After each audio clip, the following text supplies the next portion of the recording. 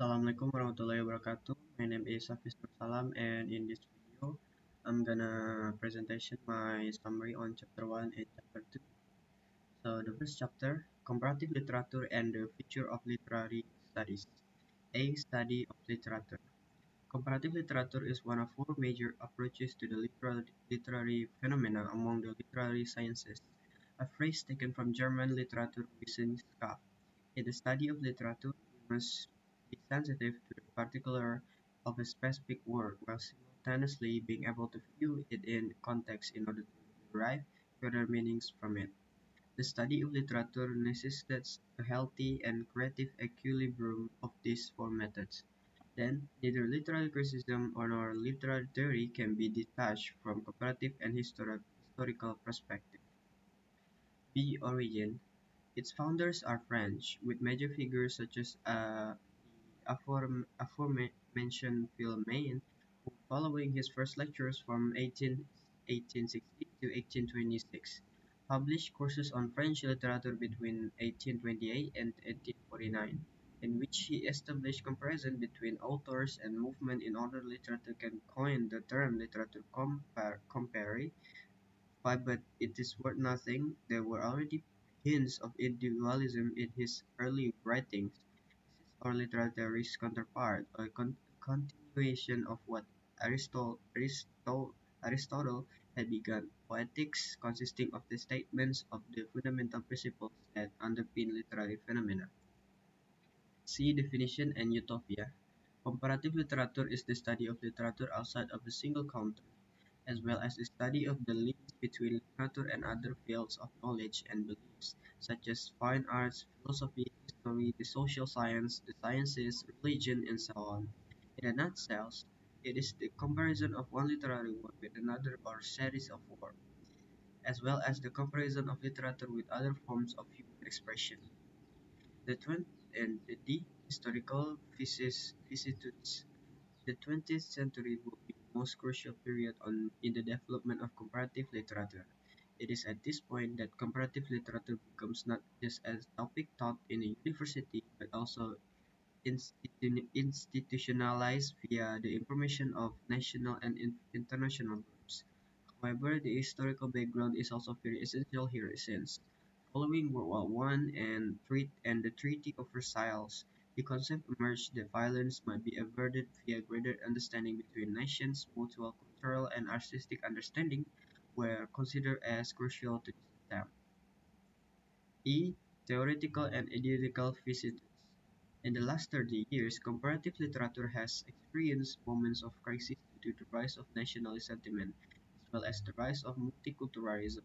Western culture is seen as an oppressive tool, and comparative literature as a fundamentally Eurocentric, Eurocentric discourse that imposes literary values that are both elitist and class-based. In every case, it is clear that literature flourished for centuries before Western civilization existed. In Chinese, Japanese, Arabic, Sanskrit, Persian, and so on.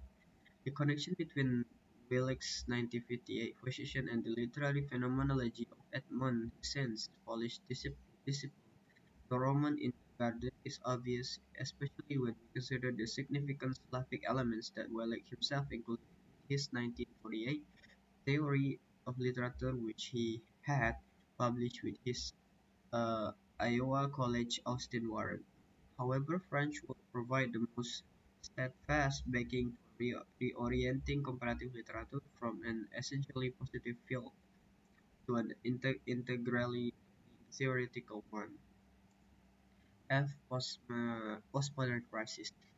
Susan Basnet would declare at the close of the 20th century O- that OG comparative literature in one sense is extinct. It is true that comparative literature is a form of political philosophy. It is an idea system accompanied by a broad perspective of literature, humanism, and history. Since comparatives argue that through investigating and teaching cross-cultural literatures, comparatives hope to increase mutual understanding by emphasizing common human values across boundaries. In support of this assertion, The history of comparative literature bears strong similarities to the story of international law, even sharing certain fundamental works. G. Current relevance of the new paradigm. Another dimension of the new paradigm of comparative literature appears unquestionable to us.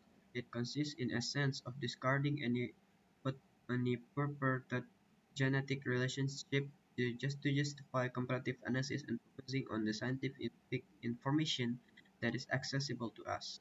If a common element appears between two distinct literary systems or between a literary work and that of another artistic medium, whether plastic or musical, without there being a relationship or of dependency between one work and the other, then a fundamental theoretical element will appear. There is an invariant of literature. H. Comparative methodology.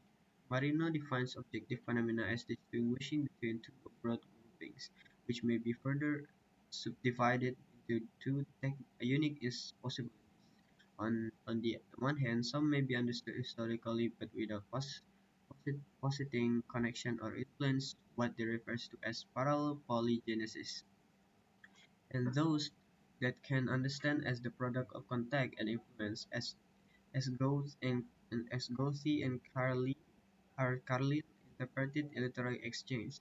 The first parallelism model is completely divorced from genetic relationship and it seeks contrasting parallels between author and works of different languages and historical periods to reveal singularities and differences or in the opposite direction, propose general parallels between literature.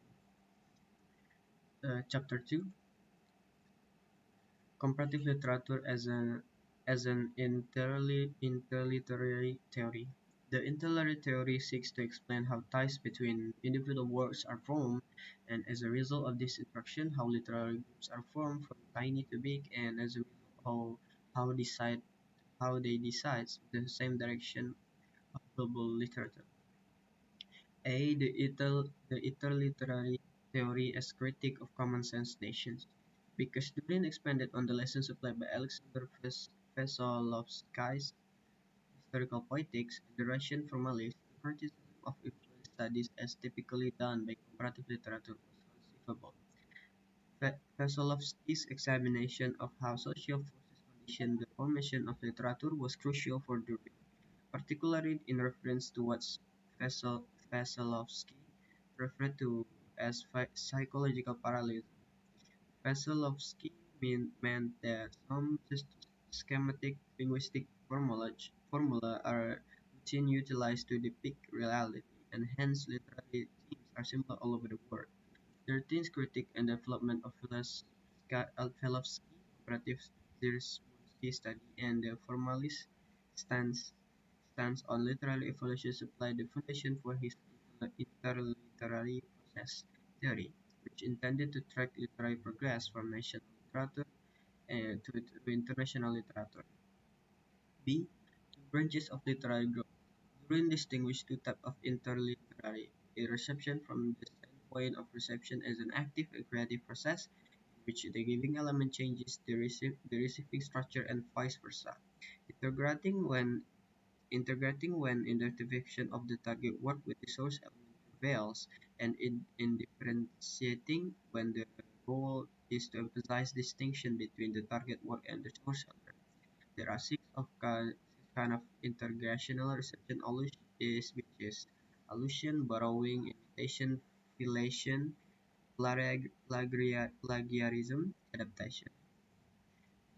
An intercultural interlude.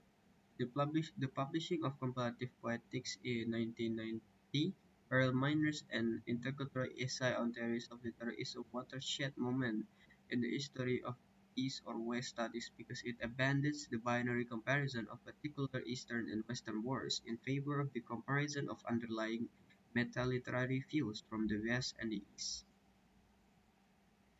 On E, word literature. One of the more contentious features of Turin's theory is his view of national literature as the smallest unit of the interliterary process. The difficulty arises from extending the term of national literature to five distinct areas. The first three categories follow literature of tribal societies, city-state literature, and medieval ethnic literature, are thought of as pre-modern types of national literature, while the last category, modern ethnic literature, refers to the literature of a community that lives within another community. F. Interliterary theory beyond duration. The interliterary theory is also a communal creation in two other respects. To begin, Durin continuously checked the findings of his study by having them debated with colleagues with whom he worked closely. Either had his own institution, the Institute of World Literature in Bratislava, or research institution in Prague and Moscow. Second, following During's death in 1997, his theory was corrected and developed by followers and colleagues who had either directly or indirectly worked with him. I think that's all about my video, and thank you.